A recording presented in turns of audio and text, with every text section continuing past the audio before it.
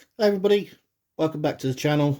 I'm Brad Lone Wolf, and today is a bit of an unplanned video. It's unplanned, but I'm still going to be putting the normal intro in and things like that.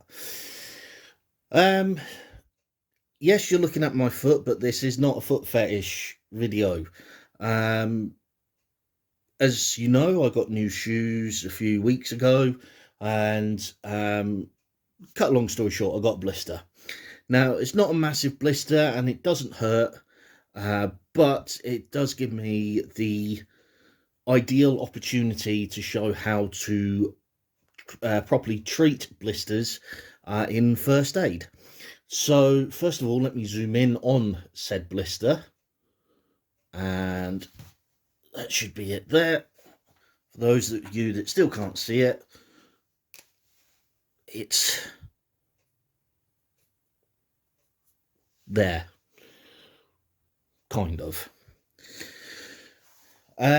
Right, so as I say, this isn't a big blister. It doesn't actually hurt. I only knew it was there because of the hotspot that it was generating. At this point, if I was to continue walking, I would actually put some Compeed on it, and that would probably be enough. After all, prevention is better than cure. As I say, it's not big. It's not exactly raised either. You can probably see that it's not that raised. What I'm not going to do is I'm not going to pop it deliberately. Now, as I'm working on it, it may pop, which is absolutely fine. Okay, blisters should never be popped unless they get so big that you cannot put your foot in your boot. And then there is a whole procedure to go through to pop a blister, but you should never ever pop a blister unless you absolutely have to.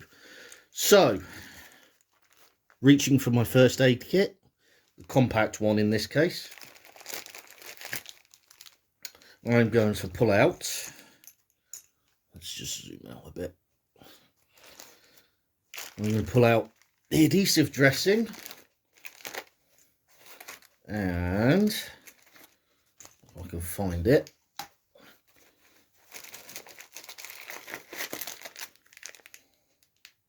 it's the eye patch. Don't need the eye patch. Right, all I've got is the plasters there and the scissors, and that's absolutely fine. Apart from my fingers don't fit in the scissors, but I'll do the best I can. So, zoom in again.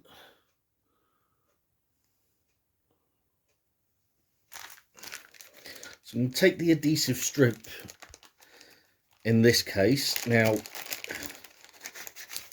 really, whatever you use to do this bit will be fine. It just needs to be, well, I'll show you what it needs to do.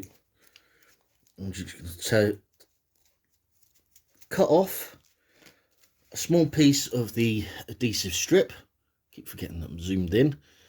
Small piece of the adhesive strip, and then what I am going to do here, zoom out actually, what I'm going to do here is create a little hole in the bandage, in this case in the padding.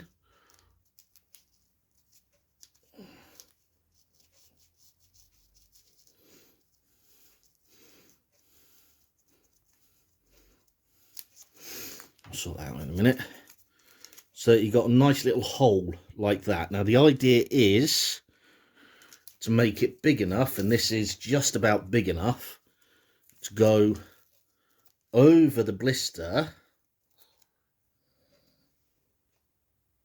without interfering with it, without actually touching it. So yeah, that's big enough. So as you can see, I've now got the blister in its little ring bandage there. Now what I would do here is I would take a normal plaster or band-aid if you're American, and sort that out later, and I would then quite simply place this over the top. Now, as I say, you need to make sure that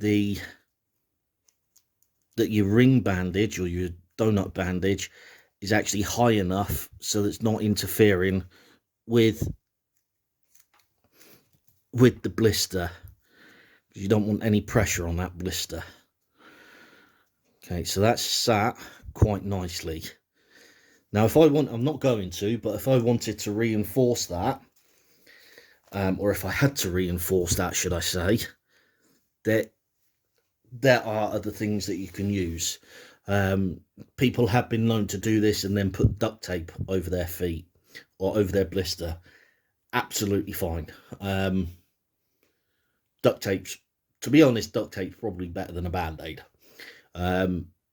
because it will stick better. But again, that's your choice. I actually just realised I've left a ridge in there. I'm just going to make that uncomfortable, but I'm going to be taking this off after the video anyway.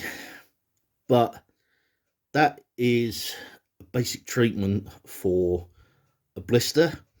As I say, the blister's not that big. It's not causing any discomfort or any pain or anything like that, and it will probably pop in the next day or so anyway. But the main thing to take away from this video is do not pop a blister.